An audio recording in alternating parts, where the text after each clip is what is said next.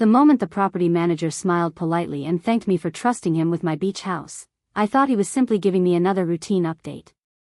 Then he casually mentioned that my husband had arrived the previous afternoon with another woman and had introduced her as his future wife. For a heartbeat, the sound of the crashing waves disappeared. The warm summer breeze became unbearably cold against my skin. 36 years of marriage collapsed into silence with a single sentence. My husband had taken his mistress to the one place he never imagined belonged only to me.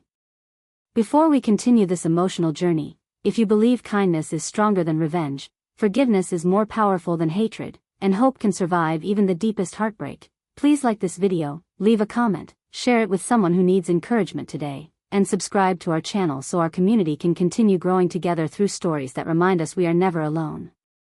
There are moments that divide a person's life into two halves. Everything before the truth feels like a dream, and everything afterward becomes a test of character. Looking back now, I realize the beach house was never just a building overlooking the ocean. It was the last promise my father ever made to me, the one place where I still felt like the carefree young woman who believed love could conquer every storm. I had guarded that secret for decades, not because I distrusted my husband in the beginning, but because my father had made one unusual request shortly before he passed away. He wanted the deed to remain in my name alone. He had spent his entire life watching relatives fight over property after every funeral, and he wanted to make sure I would always have one place that belonged only to me, no matter what happened in life. At the time, I laughed at his caution. I had been happily married for nearly 8 years.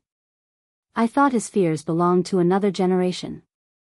I couldn't imagine a future where I would ever need protection from the man I loved. My name is Meredith, and when I met Graham, everyone believed we were the kind of couple destined to grow old together. He wasn't wealthy when we married. Neither was I. We rented a tiny apartment with faded wallpaper, secondhand furniture, and a kitchen so small we had to take turns cooking. We laughed constantly back then. We celebrated tiny victories like paying bills on time or replacing a broken chair. We dreamed about traveling one day, raising children, and eventually retiring somewhere peaceful near the ocean. Every dream seemed possible because we believed in each other. Life rewarded our determination. Graham built a successful architectural firm with 2 college friends. I worked as a librarian for many years before becoming director of our city's historical archives. We welcomed 2 wonderful daughters, Clara and Bethany, who grew into thoughtful, hardworking women. Family vacations became traditions filled with sandcastles, seashell collections, and endless photographs taken under bright afternoon sunshine. Every summer we spent a week at what Graham believed was our shared beach retreat. He loved inviting friends there. He often bragged that one day our grandchildren would inherit it. I never corrected him because I believed ownership didn't matter inside a loving marriage. His happiness mattered more than legal documents. The truth was much simpler. Graham had never asked whose name appeared on the deed. I had never volunteered the information because it never felt important. Taxes came from my personal inheritance account that my father had established decades earlier. Graham handled most household finances while I quietly maintained the beach property using the investment income left by my parents. There was never deception, only silence about something neither of us considered significant. As years passed, subtle changes crept into our marriage like tiny cracks spreading across old glass. Graham became increasingly absorbed in business. Phone calls interrupted meals. Weekend meetings replaced family outings. Vacations became shorter. Birthdays were postponed because of urgent projects. I convinced myself this was simply what successful careers required. Every long marriage faces seasons of distance. I refused to complain because I knew how hard he worked. Whenever friends spoke bitterly about their husbands becoming emotionally unavailable, I defended mine. I insisted he was simply carrying enormous responsibilities. Our daughters noticed the changes before I did. Clara once asked whether her father still smiled as much as he used to. Bethany quietly wondered why he never seemed fully present during family gatherings anymore. I dismissed their concerns with gentle optimism. Marriage required patience, I reminded them. Love evolved over time. Passion matured into companionship. Not every chapter looked like the beginning. Deep inside, though, loneliness slowly settled into the corners of my heart. Graham no longer asked about the books I loved reading. He stopped noticing when I changed my hairstyle. Some evenings he barely looked up from his laptop before falling asleep in his chair. We still celebrated anniversaries, but they felt more like obligations than celebrations.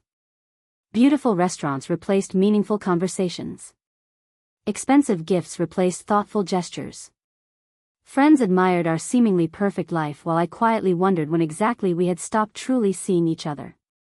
The beach house remained my sanctuary. Every few weeks I drove there alone during the daytime.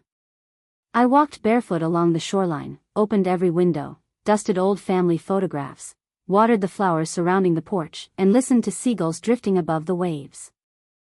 The house overlooked endless blue water, with weathered wooden steps leading toward the sand. Every room carried memories. My daughters learning to swim. My parents laughing over afternoon tea. Graham grilling seafood while singing terribly off-key.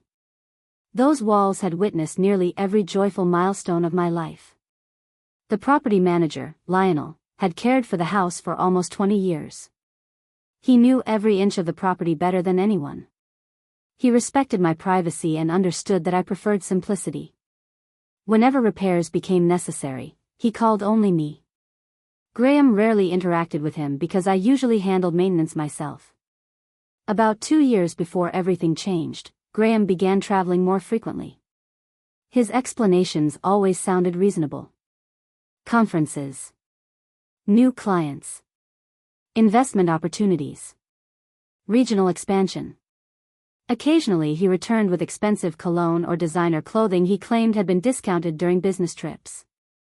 I noticed he had become unusually protective of his phone, but I silenced every suspicion before it fully formed. Distrust felt like betrayal.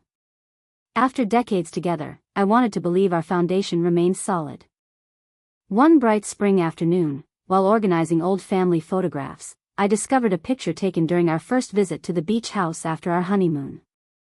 Graham had wrapped his arm around my shoulders while looking toward the ocean with unmistakable admiration. The expression on his face held genuine gratitude and quiet wonder. He wasn't pretending then. Whatever happened later hadn't erased that truth. Somewhere beneath years of ambition and distraction had once lived the man I loved. That realization made everything more painful because it reminded me people rarely become strangers overnight.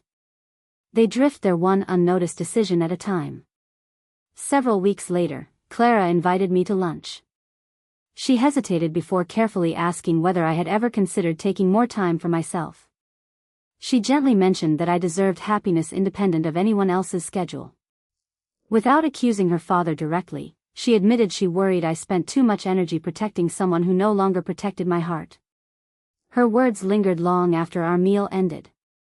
Instead of confronting Graham, I decided to surprise him by planning a weekend together at the beach house. I imagined peaceful walks, honest conversations, and perhaps a chance to reconnect away from deadlines and meetings. I packed fresh linens, bought his favorite coffee, and filled the refrigerator with ingredients for meals we once loved preparing together.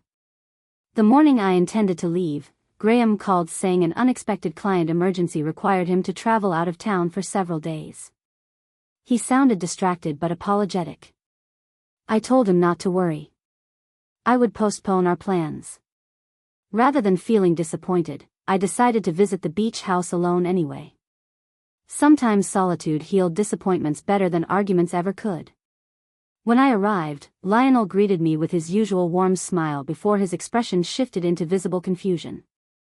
He apologized, saying he hadn't expected me because my husband had checked out only an hour earlier. At first I thought Graham must have cancelled his business trip. Then Lionel innocently continued explaining that the young blonde woman accompanying him had seemed excited about remodeling the master bedroom after they married. The world stopped. I simply stared at him while every joyful memory inside me shattered without making a sound. Lionel immediately realized something was terribly wrong. His face turned pale. He quietly admitted he had assumed I knew everything because Graham behaved as though he belonged there. He had introduced the woman confidently, talked about future renovations, laughed about starting a new life, and thanked Lionel for maintaining what he described as our family property. Lionel apologized over and over, but none of it was his fault. I slowly walked through the front door. Sunlight poured through the living room windows exactly as it always had. The ocean sparkled peacefully beyond the porch. Everything looked unchanged, yet nothing would ever feel the same again. On the dining table rested 2 used coffee mugs. A bouquet of wildflowers sat inside the vase I had inherited from my mother. One of my favorite blankets had been folded carelessly across the sofa. In the guest bedroom, someone had left a silk scarf hanging over the chair. Tiny ordinary details somehow hurt more than dramatic evidence ever could. This wasn't simply infidelity. It was invasion. The sanctuary my father had protected for me had become the stage upon which my husband rehearsed a future that did not include me. I walked outside toward the shoreline, removed my shoes, and stood where gentle waves touched the sand. Tears came silently, not because I felt weak, but because grief often arrives without asking permission. For the first time in my life, I wasn't wondering how to save my marriage. I was wondering whether the man I thought I knew had disappeared long before I noticed. And standing there beneath the bright afternoon sun, with the endless ocean stretching toward the horizon, I made one quiet promise to myself. I would not allow betrayal to decide who I became. I did not call Graham. I did not send angry messages or demand explanations. Instead, I sat on the porch overlooking the ocean until my breathing steadied. The waves continued their endless rhythm as if reminding me that the world never stops turning because one heart has been broken. Pain begged me to react immediately, but wisdom whispered that the strongest decisions are rarely made in the first moments after betrayal. I locked the beach house, thanked Lionel for his honesty, and asked him for one favor. If Graham ever returned, he was to notify only me. Lionel nodded with tears in his eyes. He had watched our family make memories there for nearly 2 decades, and seeing the truth unfold had shaken him almost as deeply as it had shaken me. The drive home felt strangely peaceful. My tears had already fallen. What remained was an emptiness so complete that even anger struggled to survive inside it. Every traffic light, every passing field, every familiar road looked exactly the same, yet I felt like a different woman. Somewhere between the beach and home, I stopped thinking about exposing Graham. Instead, I began thinking about myself. I realized I had spent most of my adult life making sure everyone else felt safe, supported, and appreciated. Somewhere along the way, I had forgotten to ask whether I felt those things too.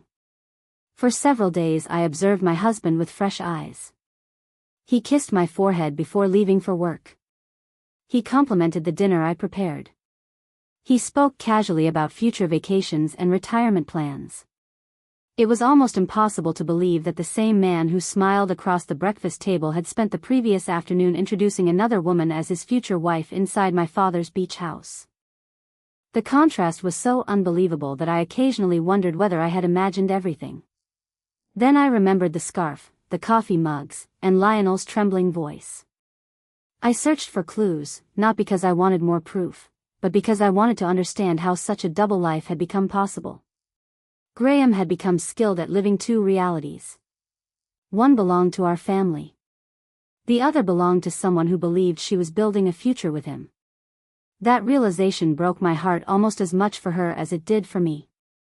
If she truly believed his promises, then she too was living inside a carefully constructed lie. A week later, I quietly met with an attorney named Colton Reeves. He listened patiently without interrupting. After reviewing every document related to the beach house, our finances, and our estate planning, he looked at me with quiet respect. Legally, the beach house belonged entirely to me. It had always belonged to me. Graham had no ownership rights whatsoever because it had been inherited before our marriage and maintained exclusively through my inheritance account. There was no legal confusion, only emotional devastation. Colton asked the question I had been avoiding. He wanted to know whether I intended to file for divorce immediately. I surprised both of us by answering that I wasn't ready. Not because I wished to protect Graham. Because I wished to protect myself from making permanent decisions while drowning in grief. He understood. Instead of rushing paperwork, he encouraged me to organize every financial document, secure important records, update my personal accounts, and simply observe. Preparation, he explained, often creates peace long before any courtroom ever does. Over the following month, I quietly reclaimed parts of myself I had neglected for years. I rejoined the community library's volunteer reading program. I started painting again, something I had abandoned decades earlier because life had become too busy. I met Clara and Bethany for long afternoon lunches without constantly checking whether Graham needed anything. For the first time in years, I noticed how often I had minimized my own happiness to make room for someone else's ambitions. My daughters sensed something had changed. Bethany asked whether everything was all right. I simply smiled and told her I was learning who I was again. She reached across the table, squeezed my hand, and said she had been waiting years to hear those words. Several weeks later, Lionel called. His voice was hesitant. Graham had arrived at the beach house again. This time, he wasn't alone. The same woman had accompanied him. Lionel explained that they were discussing renovation plans while measuring rooms with a tape measure. Graham had even mentioned replacing family photographs because they made the house feel too old. Those words settled something inside me. Until then, a small part of me still hoped there had been some terrible misunderstanding. There wasn't. He wasn't merely having an affair. He was erasing our history. That afternoon, instead of driving straight there in anger, I stopped at a nearby cafe overlooking the marina. I ordered tea and sat quietly watching sailboats drift through the water. My reflection in the window startled me. I looked older than I remembered, but not defeated. There was sadness in my eyes, certainly, yet there was also calm. It occurred to me that dignity often looks remarkably ordinary. When I finally arrived at the beach house, Graham's luxury SUV was parked outside. I could hear laughter drifting from the open patio doors. I walked slowly toward the entrance. Lionel saw me first. His expression immediately changed. Without saying a word, he stepped aside. I entered my own home carrying nothing except the keys that had belonged to my father. Graham turned around. The color vanished from his face. For several long seconds, nobody moved. The young woman looked from him to me with complete confusion. Graham attempted to smile, but fear had already replaced confidence. I quietly placed my keys on the dining table. Then I looked around the room. New fabric samples covered the sofa. Paint catalogs lay across the coffee table. Family photographs had already been removed from the walls and stacked inside a cardboard box. It felt less like entering a home than attending the funeral of my own memories. I finally spoke, not with anger, but with remarkable calm. I asked Graham a simple question. Did he remember who had planted the roses outside? His eyes immediately filled with uncertainty. He answered correctly. My mother.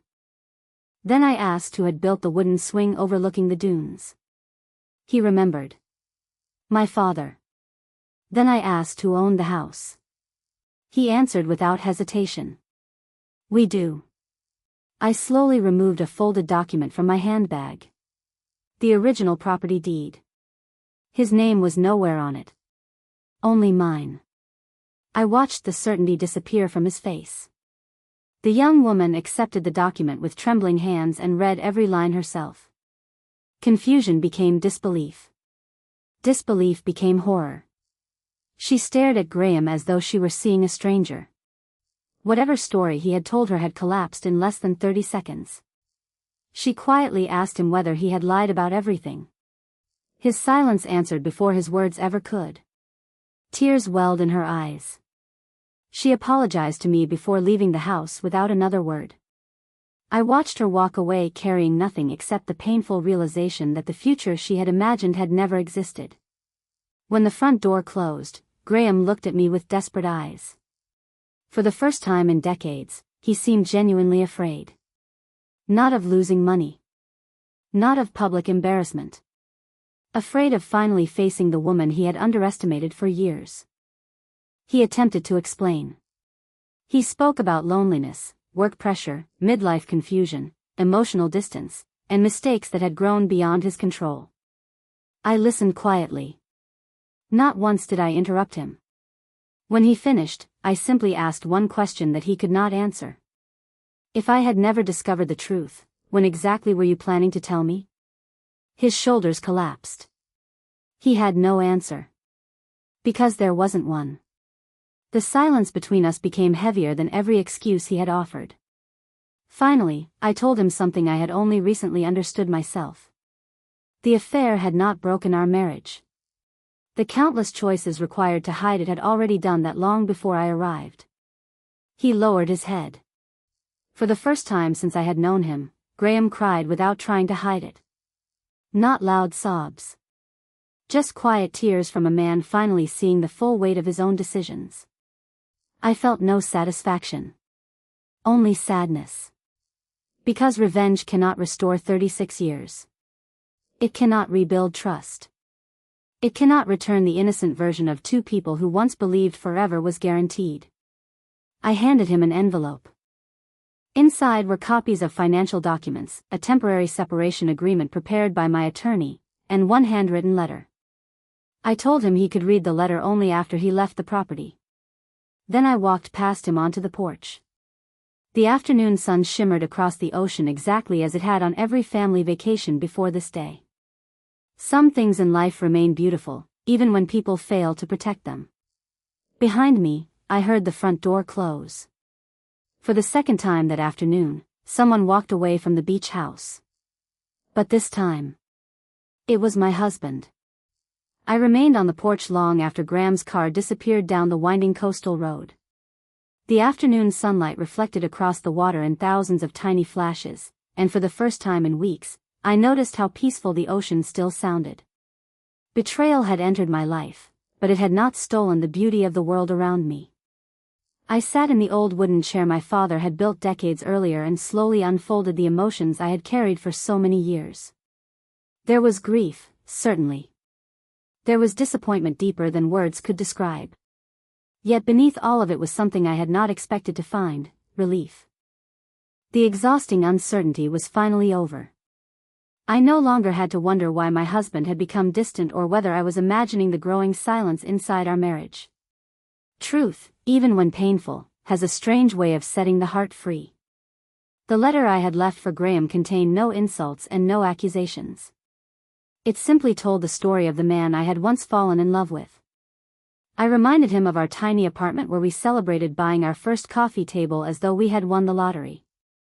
I reminded him of the afternoons when we pushed our daughters on the swings until our arms ached, the road trips with broken air conditioning that somehow became our favorite family memories, and the promise we whispered to each other while standing on the beach years ago that we would always protect the life we built together. I wrote that I did not hate him because hatred would only keep me chained to the worst chapter of our lives. But forgiveness, I explained, did not erase consequences. Loving someone had never required abandoning my own dignity.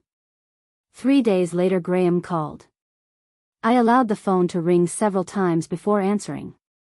His voice sounded older, as though those few days had aged him more than the previous decade. He said he had read the letter countless times.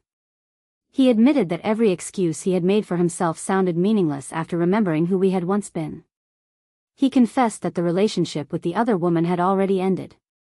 When she discovered the lies about the beach house and many other promises he had made, she walked away without looking back. She had believed he was an honest man rebuilding his life after a distant marriage. Instead, she discovered that she had unknowingly become part of another woman's heartbreak.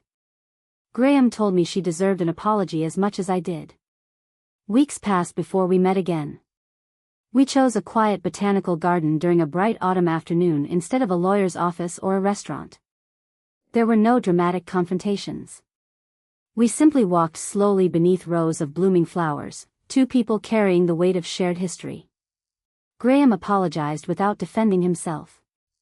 He admitted that the affair had begun during a period when he convinced himself he deserved excitement after years of hard work.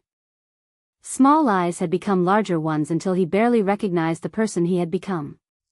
He confessed that he often felt guilty while standing inside the beach house but pushed those feelings away because facing them meant admitting he was destroying the very family that had given his life meaning. I listened carefully. His regret sounded genuine, but genuine regret alone could not rebuild broken trust. Trust grows slowly through years of honesty and disappears through repeated choices. I explained that forgiveness and reconciliation were not the same thing. I was prepared to forgive him someday because I refused to spend the rest of my life carrying bitterness. Whether our marriage could survive, however, depended on something much greater than apologies. Our daughters eventually learned the truth. Telling them became one of the hardest moments of my life. Clara cried openly while Bethany sat in stunned silence, unable to understand how the father she admired could make such devastating decisions. Neither daughter shouted or demanded revenge. Instead, they wrapped their arms around me and reminded me that I had spent my entire life teaching them to choose grace over anger. They promised they would stand beside me regardless of what I decided. Their love became one of the greatest gifts I received during that difficult season. As the months passed, I spent more time at the beach house than ever before. Instead of associating it with betrayal, I slowly reclaimed it as a place of healing. I repainted the walls in warm coastal colors. The family photographs returned to their places. I planted fresh flowers where the old ones had faded. The guest room became a small reading room overlooking the ocean, filled with shelves of novels and history books I had collected throughout my career. Every change reminded me that painful memories do not own the places where they happened. We have the power to create new ones. One afternoon Lionel arrived carrying a small wooden box. He smiled warmly before placing it on the porch table. Inside were dozens of seashells my daughters had collected as little girls but forgotten over the years. He had found them carefully stored in a cabinet while helping organize the house. Looking at those tiny shells, I realized something beautiful. Childhood memories had survived untouched despite everything that had happened. Love given honestly never disappears simply because someone else chooses betrayal. Nearly a year after discovering the affair, Graham asked whether we could meet at the beach house one final time. I agreed because my heart no longer feared the place. He arrived carrying no flowers, no expensive gifts, and no expectations. He simply wanted to thank me for allowing him to apologize face to face. During the past year he had stepped away from his business, entered counseling, volunteered at a local community center, and rebuilt relationships with our daughters one careful conversation at a time. He admitted he had finally stopped asking how to save the marriage and started asking how to become a better human being, whether or not we ever found our way back to each other. As we walked along the shoreline under the bright afternoon sun, I noticed something different about him. The confidence that once bordered on arrogance had disappeared. In its place stood humility. He spoke less and listened more. He accepted responsibility without asking for sympathy. For the first time in many years, he seemed honest. When we reached the end of the beach, I stopped and looked toward the endless horizon. I thanked him for acknowledging the pain he had caused instead of pretending it never happened. I told him I genuinely hoped he would continue becoming the man he should have been all along. Then I quietly shared the decision I had spent months praying over. I had forgiven him. But I would not return to the marriage. Forgiveness was the gift I gave myself so my future would not remain trapped inside my past. Staying, however, would require rebuilding a foundation that no longer existed. I deserved a life where trust did not have to be questioned every day. Graham closed his eyes for a long moment before nodding. Tears filled them again, but this time he did not argue. He thanked me for giving him more grace than he believed he deserved. Our divorce remained respectful. There were no courtroom battles, public accusations, or attempts to humiliate one another. We divided what needed to be divided fairly. The beach house remained exactly where it had always belonged, not because it was valuable, but because it represented the promise my father had tried so hard to protect. Graham never challenged that. Before signing the final papers, he quietly admitted that my father had understood something he had failed to appreciate for decades, that real security comes from character, not ownership. The following summer the beach house was filled with laughter once again. Clara and Bethany arrived with their own families. My grandchildren ran across the sand collecting seashells just as their mothers once had. We built sandcastles, shared homemade lunches on the porch, flew colorful kites in the warm afternoon breeze, and watched the children chase gentle waves with joyful screams. Standing there surrounded by generations of my family, I realized the house had fulfilled its true purpose. It had never been about protecting property. It had been about protecting hope. Before we reach the end of this story, I would love to hear from you. Please leave a meaningful comment and tell us this. Do you believe forgiveness always requires reconciliation, or can someone forgive while choosing a different future? Your thoughts may encourage someone reading the comments who is facing a similar struggle. If this story touched your heart, please like this video, leave a meaningful comment, share it with someone who needs hope today, and subscribe to our channel so you never miss another emotional journey. Every story we share reminds our community that even after betrayal, loss, and heartbreak, kindness can still guide us forward. As the sun shone brightly over the ocean that final afternoon, I stood on the porch my father had built with his own hands and watched my grandchildren laugh without a single worry in their hearts. The waves erased footprints from the sand just as time slowly softened the deepest wounds of the soul. I finally understood that the greatest inheritance my father had left me was never the beach house itself. It was the quiet reminder that self-respect is not something another person can give or take away. Love is precious when it is honest, forgiveness is powerful when it is freely chosen, and hope belongs to those who find the courage to begin again. My marriage became part of my past, but my future remained entirely my own, and for the first time in many years, it felt as endless and beautiful as the ocean stretching before me.